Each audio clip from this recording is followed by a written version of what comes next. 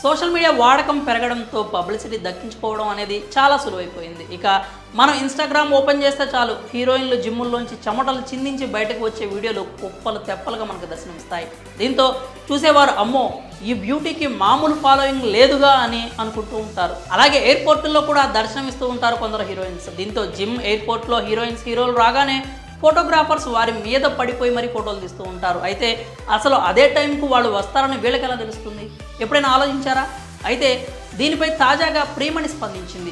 ఎవరికీ తెలియని నిజాలను ఆమె బయటపెట్టింది. సాధారణంగా రాజకీయ ప్రముఖులు, సినిమా హీరోయిన్లు ఏదైనా ఫంక్షన్కి కానీ లేదా ఇతర కార్యక్రమాలకు హాజరైతే పదుల సంఖ్యలో కెమెరాలు వారిని చుట్టుముడతాయి.